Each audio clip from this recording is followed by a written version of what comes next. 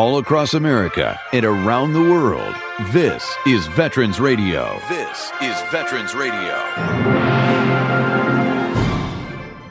And now, your host for today's program. Welcome to Veterans Radio. I'm Shelly Rood, and I'm glad you're choosing to spend some time with me today. Before we get into today's program, I want to thank some of our major donors for their continuing support of Veterans Radio.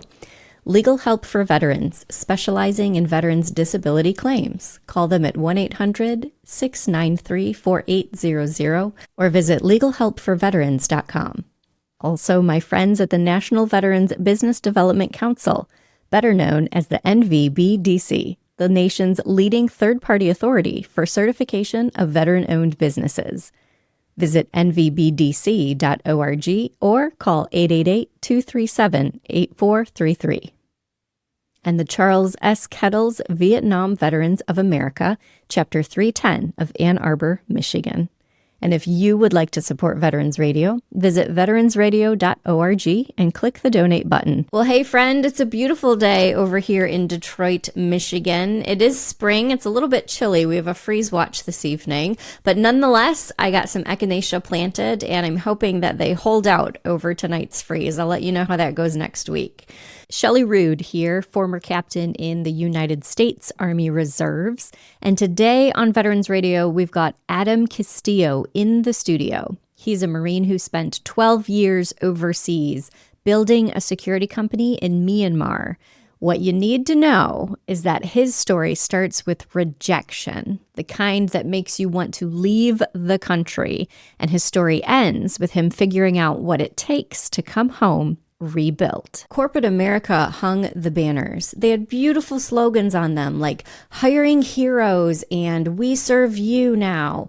But then you've got this Marine combat veteran. He's a man who managed logistics in Afghanistan at the higher levels, and he can't even get through the door for an interview as a warehouse supervisor. Now, I know that cuts deep for a lot of my listeners today because we're still experiencing this dichotomy. They say they want to hire military veterans, and we show up at the door and they don't hire us. So we can stay in resentment about this. We can plant our flag in the injustice of the situation. We can be like Adam and throw up every middle finger that we've got, and we can stay there forever. That's one option.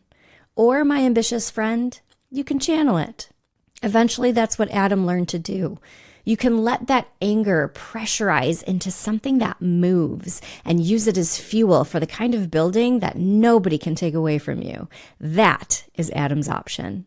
He took it overseas. He built a company in a conflict zone, spent 12 years learning a country that most Americans can't even find on a map, Myanmar. And then he turned around at 40 and decided that it was time to stop being in exile and start being someone with real gifts to bring home. Gifts that fit his community, ones that were built for the people who raised him. And that's where we're going today. So let's get into it. I did over 2 years as president of the American Chamber of Commerce, basically the de facto leader of the American business community. And honestly, I just didn't want that moment we had where we were doing all these great things, achieving so much. And really I felt like this movement of belief we created in a place that it's so absent of belief and hope. And I didn't want that to go away. So I wanted to chronicleize it. And this book was a way of doing that. Now, how I got to that point was I got inspired by a book by Ronald Reagan called Speaking My Mind, which I picked up in the Reagan Library in 2024. And really that was a basically chronicle of his speeches that he felt best basically represented him as a person, not just as a president.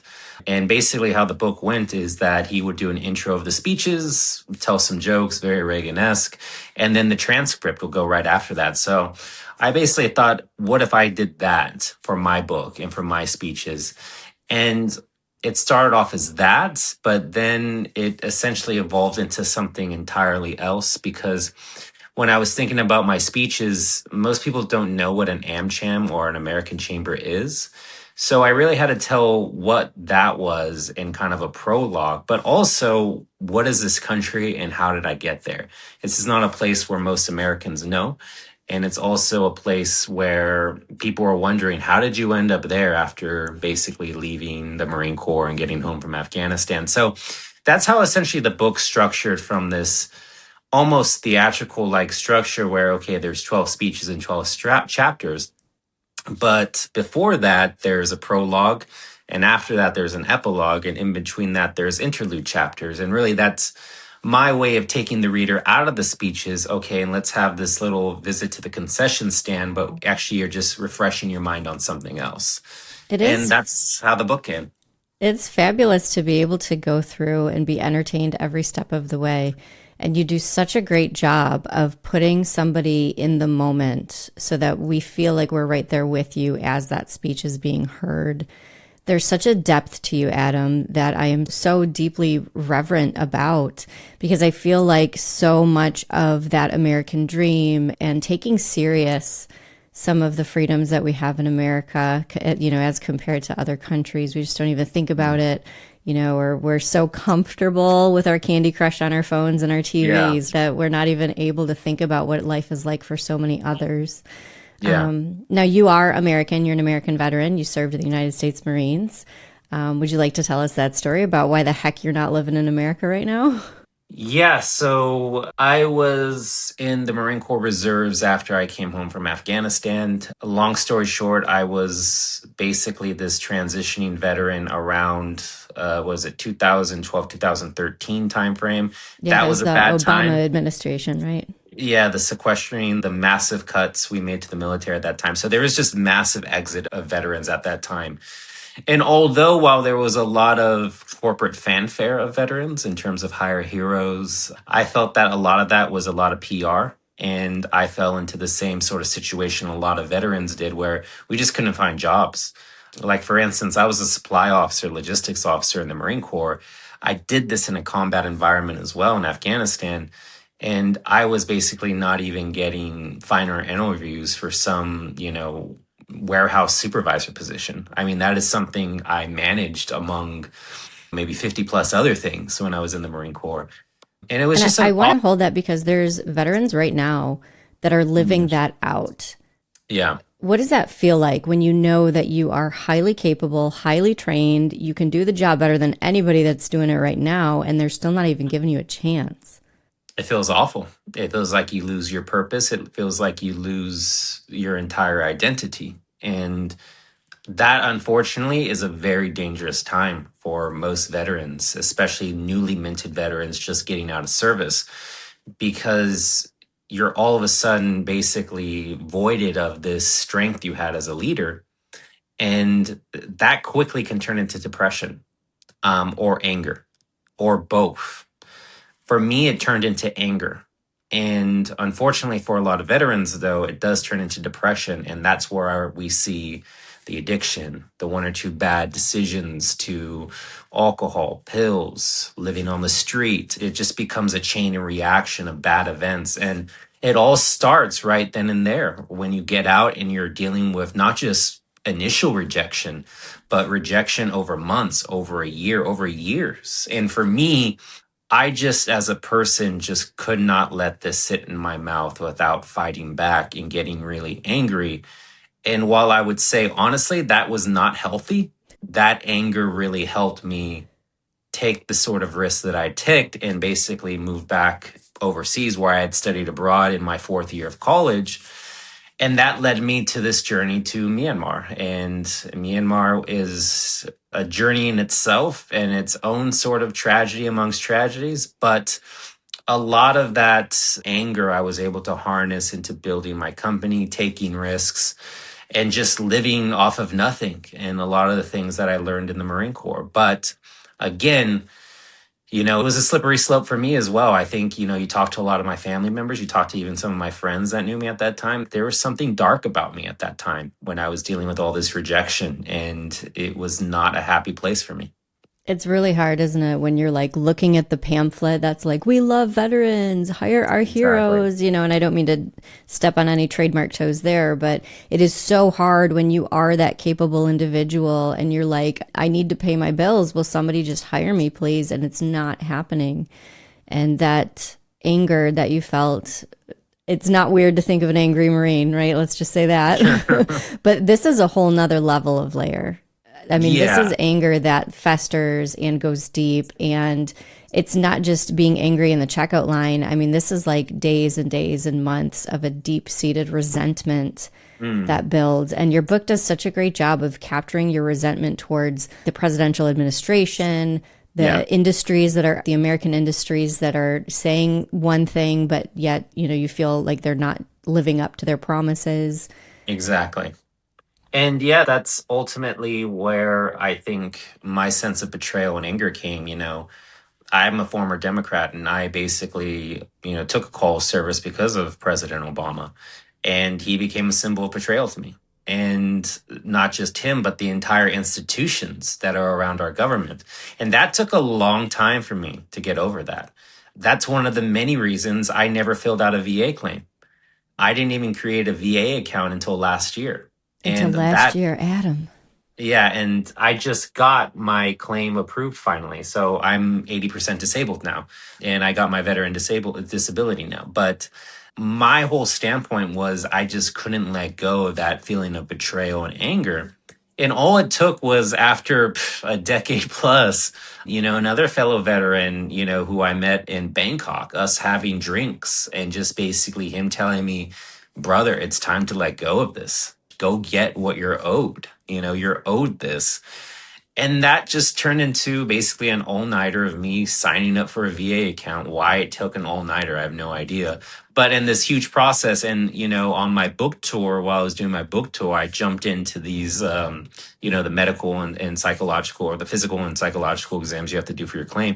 And yeah, and that's basically my story of my VA status. But a lot of that goes back to, listen, I was mad. I was angry, not just at our country, but at the world. And I was like, you know what? I'm not going to do this. I don't feel like doing it, and that's sort of what I write in my book is I felt I had to exile myself from the country I was once willing to die for just a year ago.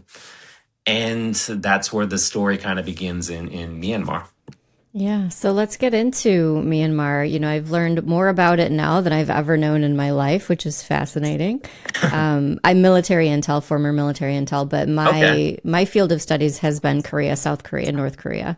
Yeah. So this gave me an excuse to kind of deep dive into a different region with a different rich history. And I know you're the expert here, so you tell us Myanmar used to be Burma. It Yeah. has pagan roots. I've Mm. heard you say that there's like hundreds of cultures that are intertwined in the populace there. Yeah, a lot of that has to do with colonial era, British Empire, and a lot of these ethnic groups got categorized as certain ethnic groups, etc. And what happened post-colonialism in 1948 is the start of this historic civil war was really an ethnic civil war. So you have ethnic versus ethnic, and really ethnic versus the main ethnic populace there, and that's called the Burma majority, right? Essentially Burmese, Burma. And that's essentially why it was changed to Myanmar, is because it's a bit more representative of the entire cultural landscape in the country. But basically, a coup d'etat happened February 1st, Mhm. 2021, which the then kind of quasi-democratically elected government was overthrown by the military. And that escalated not only the historic civil war, but what you now see as a pro-democracy insurgency overlaid against a kind of military dictatorship. The main foundation of that war still remains the ethnic resistance towards this majority. And even with the pro-democracy versus military and the ethnic size, that's the same oppressive ethnicity that's kind of oppressed them for generations. To understand this country is to understand the most complex civil war in modern history, because it's the longest civil war in modern It is. It's history. absolutely fascinating. And Exactly. when you're talking about a civil war, so just one country fighting itself for Yes. generations. And I do want to hear a little bit more about like who are the main players today? Because it Yeah. sounds So, like there's yeah. there's rebels, right? There's a rebel base, but it's not necessarily a full alignment of rebels. It's kind of all these different pockets. Or walk me through so I can understand this better. So it's not just about them versus the military, and this is the common misconception for people even that even have heard of the Civil War, It's about them also versus other ethnic groups or even pro-democracy groups that have emerged that want a pro-democracy country versus the military. But even then, there's competing agendas. I always put it this way to people.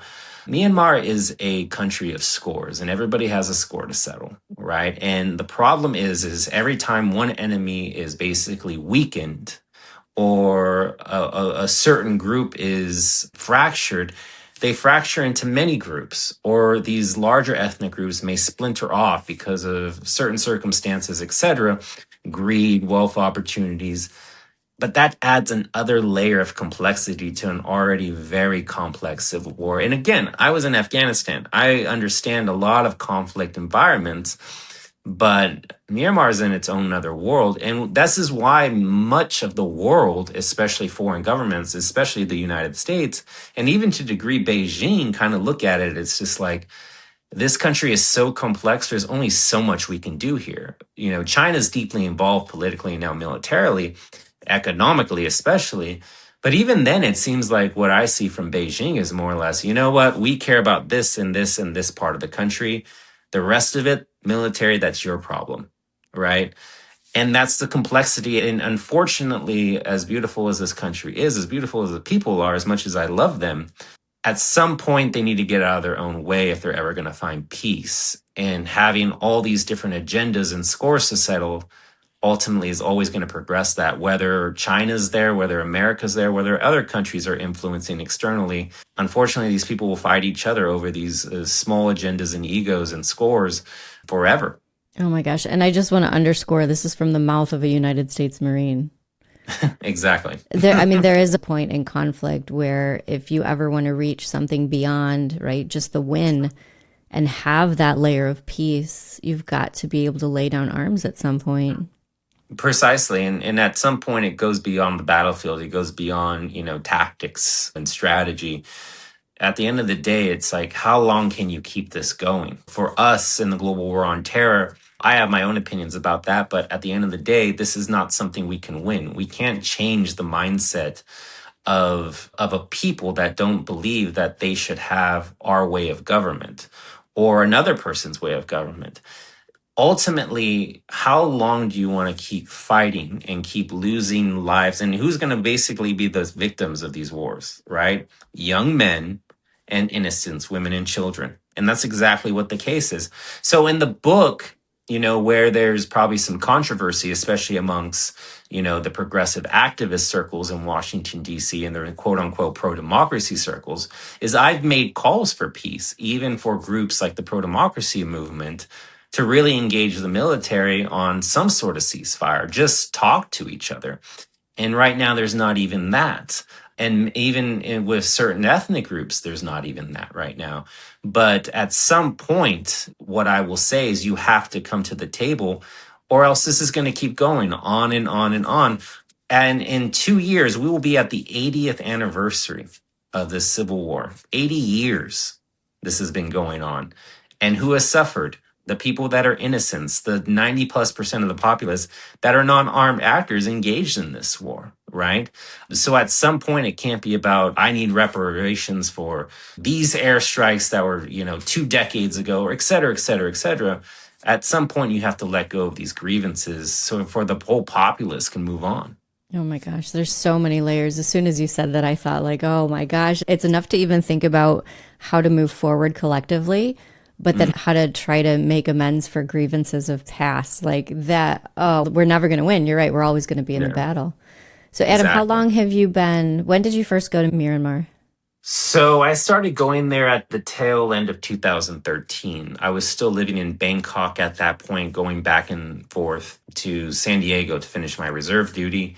But it was around November, December 2013 where I started going. My former business partner invited me to kind of check it out.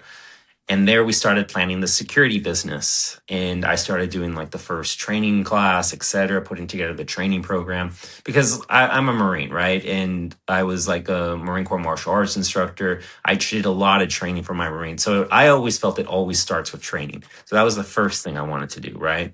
Ultimately, I made a decision. Basically, I think it was my last trip back home for America before I officially moved out there. That was Right before Thanksgiving, it was to finish the Marine Corps ball I had planned at SeaWorld for my last unit.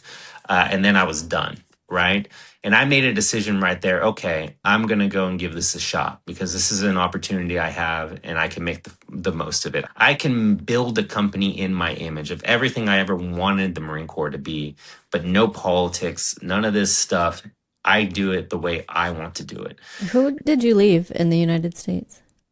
Who did I leave? Yeah, I mean, what was here for you, if anything? Is there a reason to come back ever? Do you have parents, grandparents? I mean, what is your I history? had my parents, I had my immediate family, but I think they knew I was also not in a good place. I think they knew I needed to leave. And as much as it kind of scared them, I think they knew something needed to happen with me. But I felt there was really nothing left for me here. I mean, obviously, my family will always be family. They will be here. But in terms of, significant other, a partner, a girlfriend, nada. I didn't have anybody here at that time.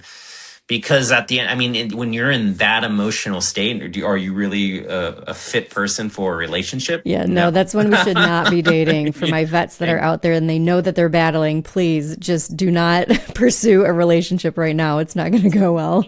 Exactly. So, I took a leap of faith, and in January 4th, 2014, I officially packed up my apartment in Bangkok and moved to Yangon, Myanmar.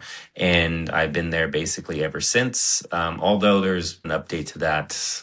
We could talk about that later, but kind of now going forward. The Medal of Honor is the highest award for valor in combat given a member of the Armed Forces of the United States. There have been over 3,400 recipients of the nation's highest award. This is one of them. Lieutenant Edward Isaac escaped twice from the Germans during World War I. Details after this.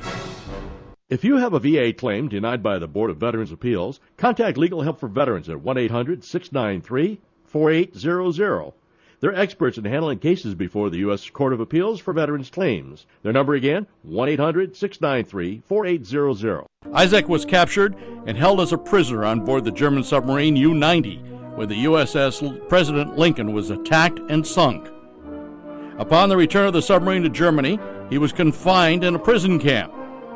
During his stay on the U-90, he obtained information of the movements of German submarines, which was so important that he determined to escape with a view to making this information available to the U.S. and Allied naval authorities. In attempting to carry out this plan, he jumped through the window of a rapidly moving train at the imminent risk of death, not only from the nature of the act itself, but from the fire of the armed German soldiers who were guarding him.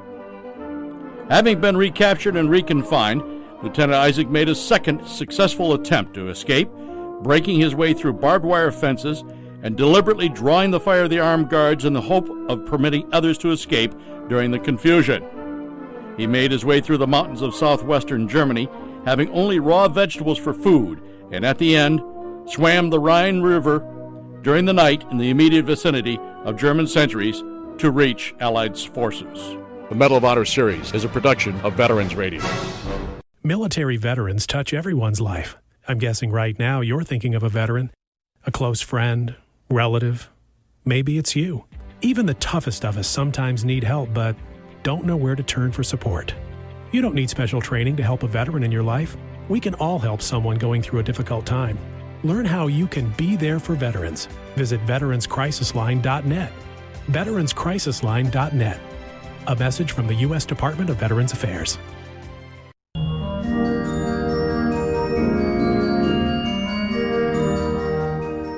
Today's full interview with Adam Castillo is available on Hardcore and At Ease, powered by Others Over Self.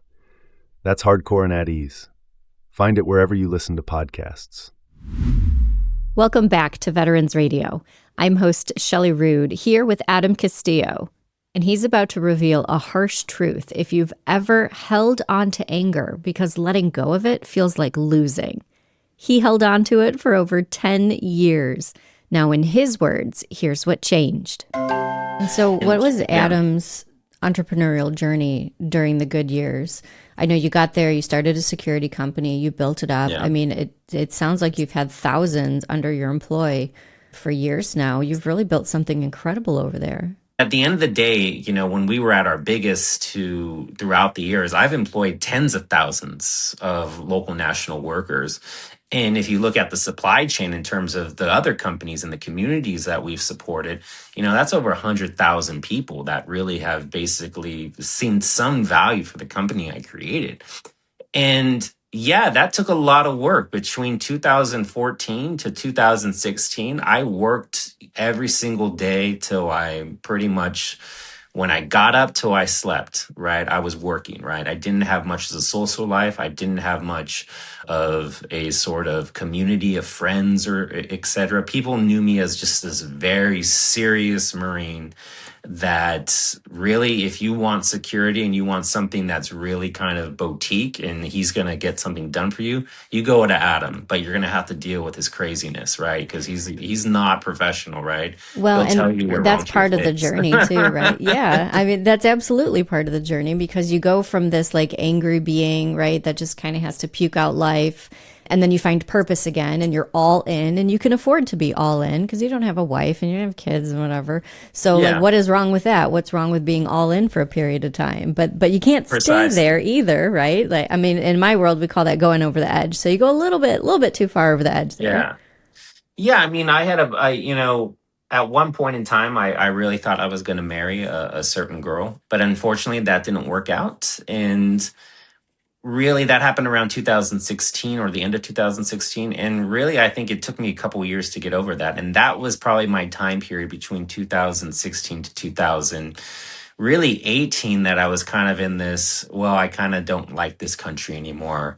I've done I built a business, but it's just, I don't want to be here anymore. That's when I started getting, can I go home? Can I do something else? Because this was not, and at the end of the day, at that point in time, the country wasn't growing, right? It was kind of stagnating. But then I did something else. I did a round 2 in the Marine Corps Reserves.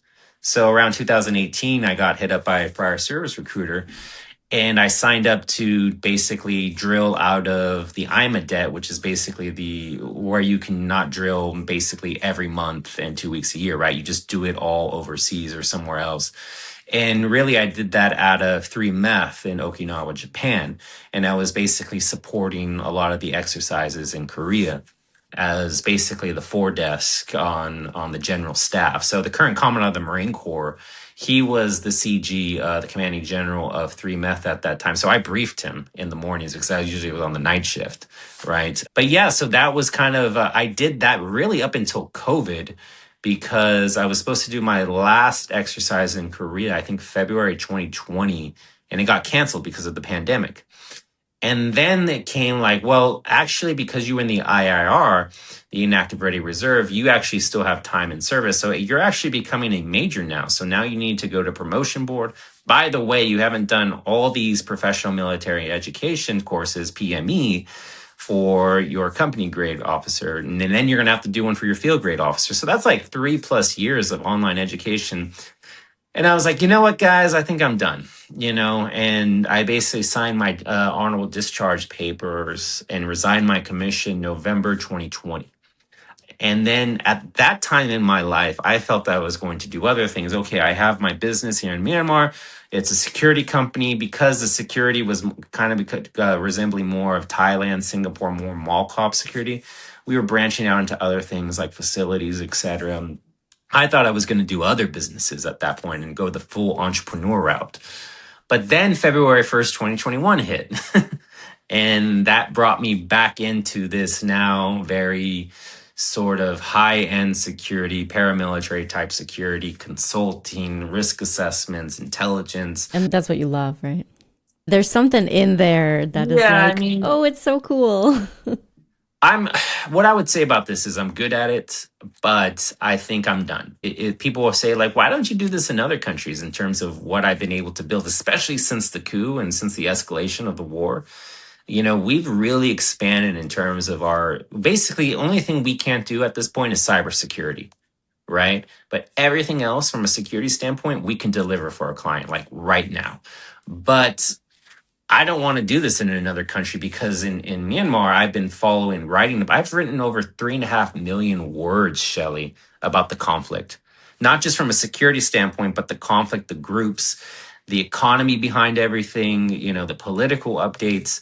there's nobody else in the world that has done this, right? I And agree. so, I mean, yeah. you've, what I love about you, Adam, is that you're not just an entrepreneur and you're not just a veteran. You're one of the biggest political front heads for the nation, but without being political. I mean, you're just there as a person that loves the country and understands the deep levels of conflict and political science that goes back for generations.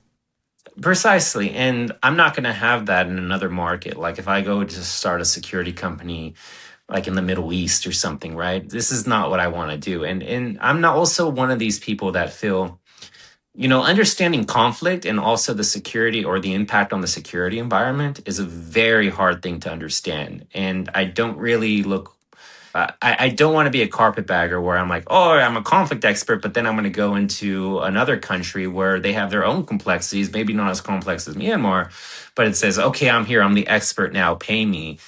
No, I'm done with that game, right? So it's like, okay, I will always have this company in Myanmar. I do enjoy writing sometimes, especially in my reporting, especially in my weekly reporting. I still review every report, but sometimes, yeah, I do get in there for my analysts and basically like, listen, I'll write this week, right? I'm jumping in the game again. And in our year-end analysis, which is like usually 120 to 160 pages in PDF, I usually write myself as well. I actually do write them all myself. So that I still enjoy as much as I say I don't, and it's a burden, especially because it's released basically at New Year's, and so my holidays are kind of like are a lot of writing sessions. Yeah, but absolutely. Any good entrepreneur that does their end of year report knows exactly what you're talking about. exactly, but yeah, I do love it. Still, I still, and honestly, Shelly, that's where I became such a proficient writer. And why writing the book wasn't this huge thing because I already write every week, right? So writing a book, while some people think it's a huge undertaking, the manuscript was the easy part, Shelley. That was the easy part for Well, me. like you said, you've had archives of these speeches, and these speeches are absolutely incredibly written. I Yeah. can tell, that you've had some higher education and that you've been in front of people that are experts in their fields. And I want to kind of chat with you a little bit about just the idea of the Chamber of Commerce. So I have our local Chamber of Commerce here as a client, and we do some marketing and outreach and some article creation for them, specifically on aerospace and defense. Yeah. To be a representative of the head of a Chamber of Commerce is something that, how do I say it? It takes a very certain individual to be able to do that. You have to not only know and love business and commerce, you have to be able to lead. You have to be able to stand in front of them and offer them a little bit of hope, a little bit of painting a picture of what the future might hold. Yeah. Why didn't you just sort of stay a business owner? I think that happened around the pandemic. I actually was elected to the board, I think 2 months before the pandemic officially became a pandemic. That happened in January 2020. And at that time, it was a very different country, right? We thought there was still a promise of a booming economy, et cetera, et cetera. I wasn't ready for the 5.5 years I would be on that board for the tragedy after tragedy and the ocean of crisis that we would be living in. But essentially, that's what happens. And I think, unfortunately, for most of these kind of community level organizations, Chamber of Commerce, whatever sort of nonprofits, work with communities, businesses, etc., a lot of the people that you need to lead that are going to be serving on the board. The problem is those board positions are not paid, and you have to volunteer your time. And it's almost like an unofficial knighthood abroad. But even here, that's where the prestige comes, right? Because you're doing this out of your own goodwill, but you get recognition from the community. The problem with that is a lot of people do it just for a CV builder, especially those that actually don't have their own companies, right? Very rarely do you have somebody that works for a large company get into a chamber of commerce and really wants to take the risks and put their head above water or stick their neck out on things. And unfortunately, when you're leading a community in crisis, when you're leading a chamber in crisis in a situation like Myanmar, it takes somebody to come up and basically put their head above water and take risks. And that's what I did. For whatever you want to say about my story, even my critics back in Myanmar, at the end of the day, I took risks because I felt that's what we needed to do. That's what I felt would save, a people's confidence and belief in themselves. And that was ultimately what I tried to do. The advocacy, this is what I tell people about advocacy with chambers of commerce. Sometimes I think businesses specifically rely too much on chambers of commerce to do their advocacy for you. And they're thinking they're going to move worlds and mountains for you. That is just simply not reality. A chamber of commerce, no matter how big, no matter which country, no matter which city in the United States, because it's domestic and international, has limited resources. If you want to move mountains, you need to go hire a lobbyist in Washington, D.C., or in your state capital and state legislature. But even then, you're not going to move the mountains. So a lot of that's understanding advocacy and government affairs, which, I went, and that's kind of its own part of the story. But it is I because learned you that the did. hard I mean, way. you were Yeah. just here when Trump was inaugurated, and I Yeah. love what's written in your book about the hotel that you stayed in and how often, trying to Holiday save Inn. money for food, right? So you go to the events and you shove some food in your mouth and you go back to That your wasn't room. saving money. No, that was saving calories, right? Because I had to still fit in my tuxedos by the end of everything, right? Yeah. So, because those are a lot of balls in one night, in 1 week. And yeah, it's like at the end of the day, okay, I still got to fit in my tuxedo the next day. So, But you did it yeah. for purpose. How many Yeah. other people are willing to fly to another country and have those meetings with legislation and really try to push through for that deeper, higher level of change? That's what it takes to be able to move the needle like what Adam has done over in Myanmar. Do you find that there's people walking alongside of you in this path, or do you kind of feel like you're still cowboying it every step of the way? So we could talk about what I did in the past. What I would say is you do find your way, and you do find a core group of people that become your biggest supporters. And especially in a place like Washington, D.C., you need to find it, because that place is a pit of vipers. And many people called me a great white swimming in a puddle in Myanmar, right?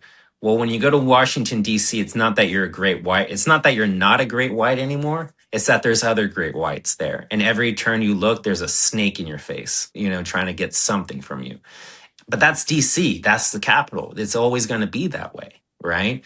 And so really it's about finding people that you can rely on very early. And luckily I had that. Even if they didn't turn out to be great friends or great partners for me, I had enough people that I was able to get information from and basically like, okay, this is the ropes. This is how things are done in DC. And this is what you have to look out for. And during that journey, luckily, I had a handful of people really kind of flock to me, basically like, you know what, Adam knows what he's doing. He has something here. But in the process of anything, especially in Washington, D.C., the more you get recognition, the more you get your name out there, the more people are going to want to tear you down, especially in D.C., right? And in the book, I kind of outlined that with sort of this activist industrial complex that exists around the quote unquote Burma issue. And yeah, that took me taking a lot of hits against my reputation, against me as a person, and while dealing with all of this, I don't know how it affected I know how my business got affected because of all the time I was spending on this and not my business. But reputation wise, who knows? I mean, I don't know how many people decided not to go through a contract with me and go to my competitor because simply, hey, we didn't want to deal with Adam's politics at that time. Now, fast forward to today, I'm done advocating on Myanmar, right? I've shot my shot. I've tried to save the country. But ultimately, I've realized two things. Number one, you can't save a country that doesn't want to be saved. And number two is it's not for me to save. It's for the people of that country. And I hope that the example I set would really inspire them to do the same, right? And the blueprint of what I did is out there. All it takes is a little work. All it takes is a little risk. And all it takes is somebody stepping up and saying, this is where we are and this is where we need to go. It's all it takes is somebody stepping up and telling to a lawmaker in front of their face, this is why you're wrong about the country. And I know because I actually lived there and here are the facts, right? Do you have like a mentee, or is there somebody in Myanmar that is really close to you that you feel like is able to pick up the torch that it sounds like you're getting ready to lay down? That torch has already been laid down. Like I've already, like I said, my farewell address with the chamber was at the end of May 2025. So it's coming on a year now. And ultimately, the chamber needs to find its own way. It has new leadership. And ultimately, I don't want to be involved in the chamber as much as I used to, or at all, because simply I need to move on with my life, right? I gave 5.5 years to that chamber. I've given over 12 plus years to that country. At the end of the day, at this point, I have a business there and I'm an international businessman and I have interest overseas. But the days of me going out and going on the Hill and giving free briefs and updates on Myanmar, and if you want to know about Myanmar with me at this point, you're going to have to pay me. That's it, and I want to. And they should, because there is life experience that you have, multifaceted, that is highly valuable. Yeah. And the other thing, Shelly, is it's not that I've given up on Myanmar. I've just seen, I still follow and write about the conflict every day. I don't really see an end to it. And I see it going in a certain direction. And really, I think the US has kind of lost its shot, right? We had a brief opening where possibly we could really get in there and align our interests in terms of homeland security, national security with what's going on in the country. But I think that time has passed, and I think China has won the game.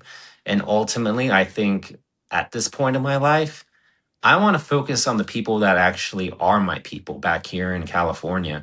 And that's ultimately where I see myself in the coming years, is not really advocating for Myanmar, but advocating for my own community at home.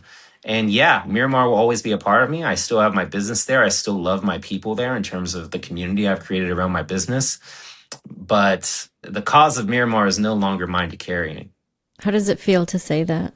Oh, relieved. I think talking about other things, but I recorded my audiobook and I have an actor doing the actual full book, but as there's 12 speech transcripts in there, I'm actually going to be doing the speeches themselves. And so yesterday I recorded those speeches. And at first I kind of walked in there like, man, I have to give this speech that I gave 3 years ago. But, luckily I had a good director and so on. He really got me back into it.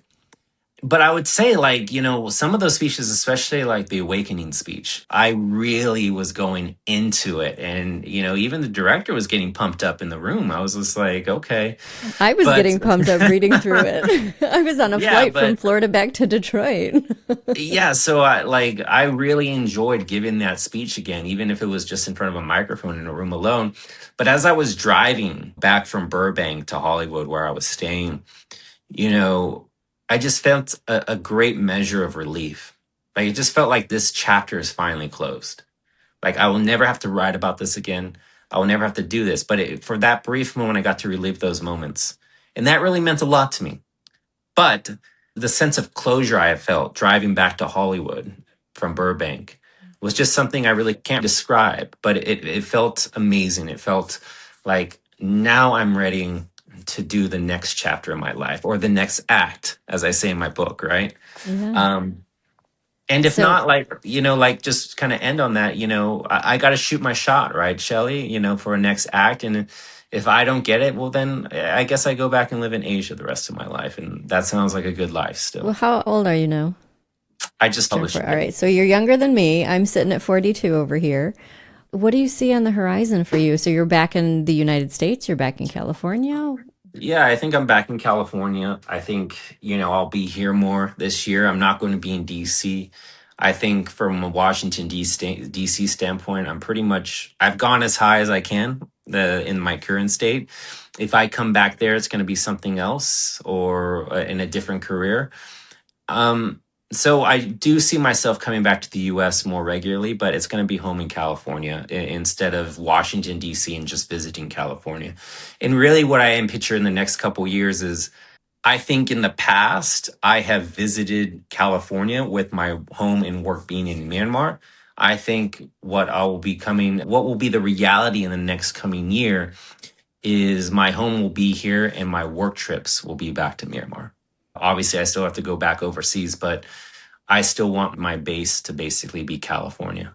How does it feel to have this 180 shift where you couldn't wait to exit and then you came back around? Because I kind of had a moment like that in my life too, right?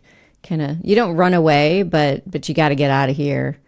Yeah, I mean, I think how I feel is more or less, I think my time in exile is over and it's time to come home and to really figure out how I can help my people here.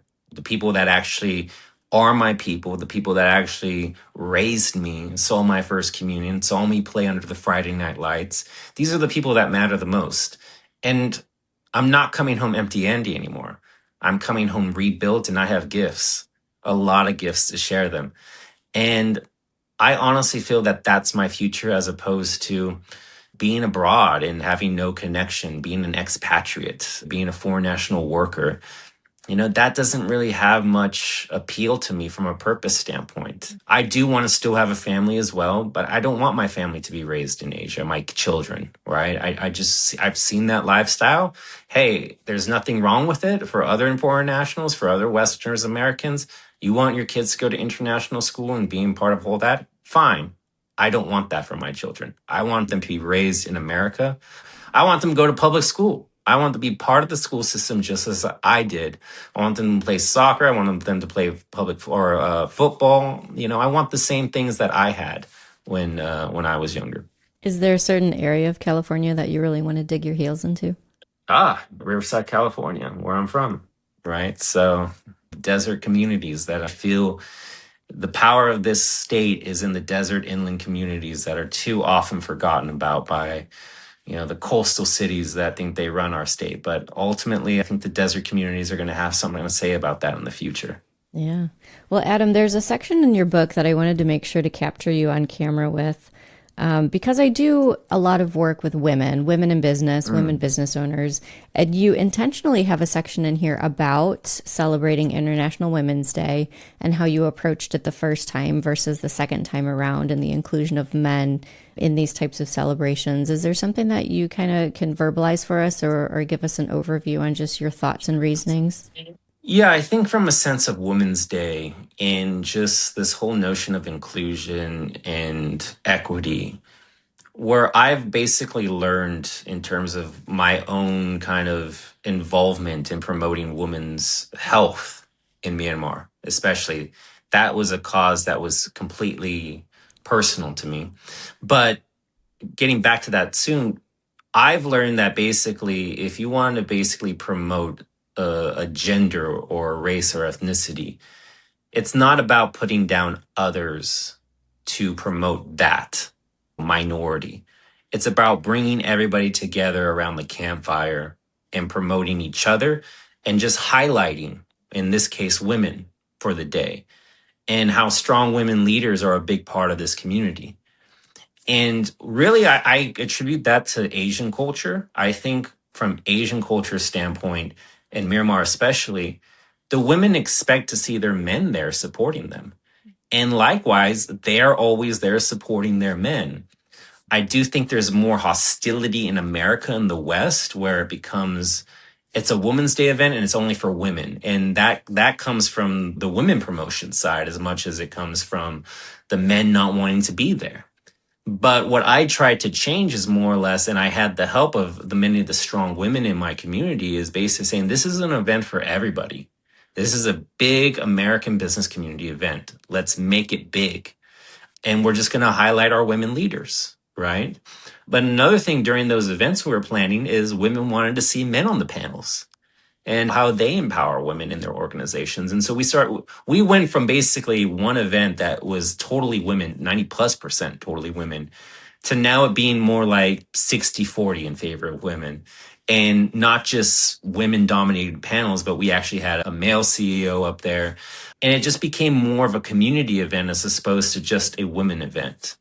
And I would just say really quickly why I became passionate about this sort of Women's Day, International Women's Day event, because when, at the time, my executive director, a guy named Danny Jaw, came to me and said he wanted to do this. You had two men. At the time, he was single, and I've definitely been single, basically planning a International Women's Day event. And at first, I was like, I don't know, man. This is going to look a bit bad. But I was like, all right, you want to do this? I have one condition. we prioritize the main theme around women's health. Because in Myanmar, the problem with Myanmar is it's not really the access to health. It's women's, health education and the access to education. And a lot of that has to do with my own employees in the company. A lot of my employees that were female, long-term employees, I remember a couple years to even the first 5 years I was in Myanmar, they had no idea why their bodies were just failing on them. And it came from me just, why is this person always out sick? And it'll always be one of my female staff. And what it came down to was just some awful stories, back alley abortions, and they needed to take a 2-week, vacation.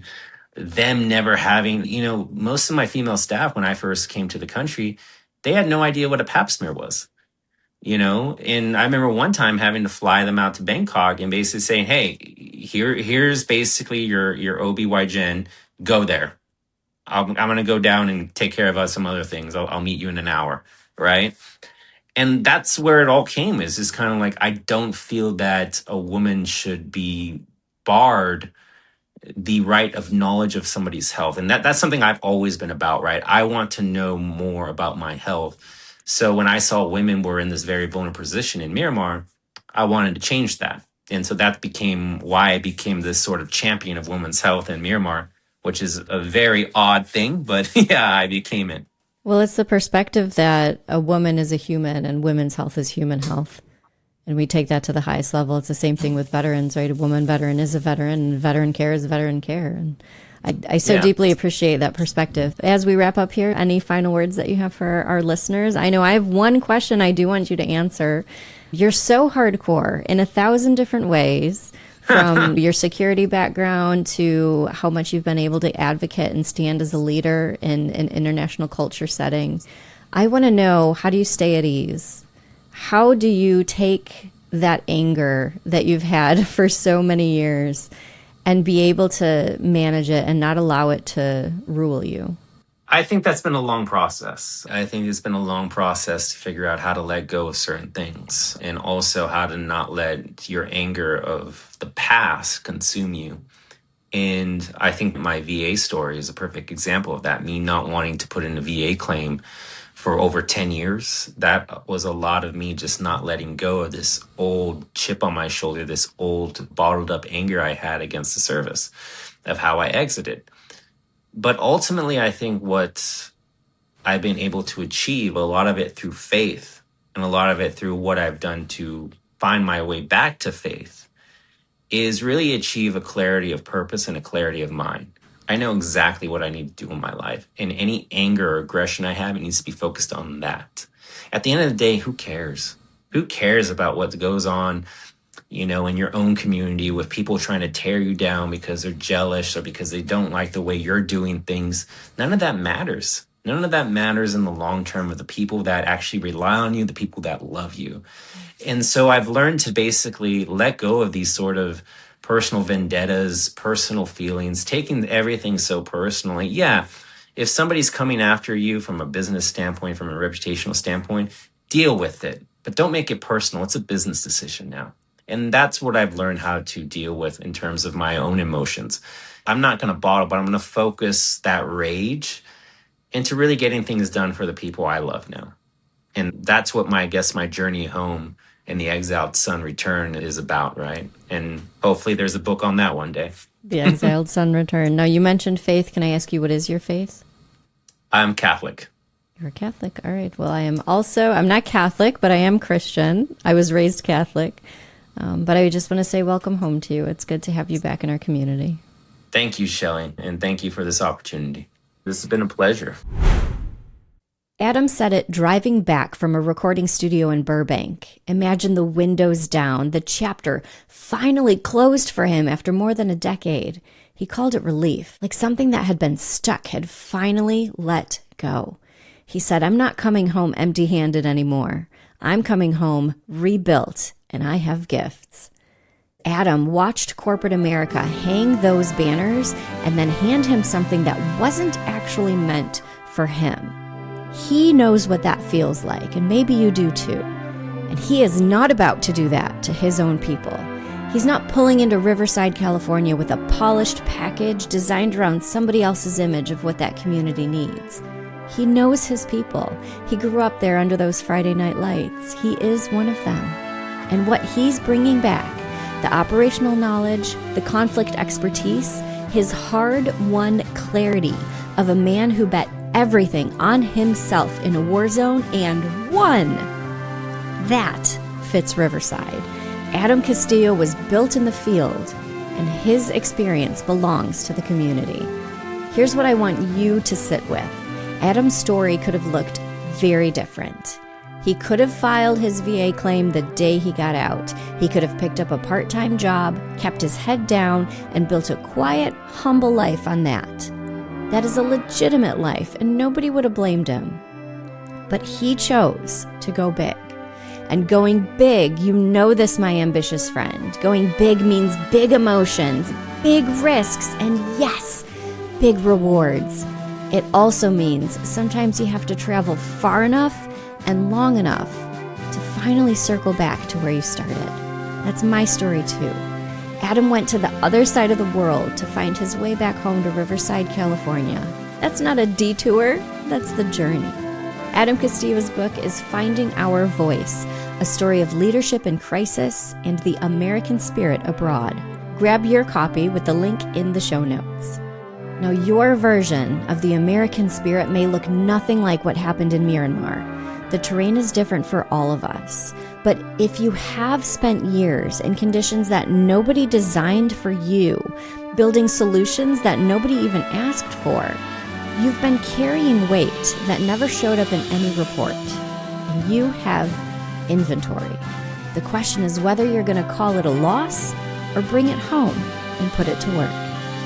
That's all for today. Thank you for listening to Veterans Radio. Until next time, you are dismissed.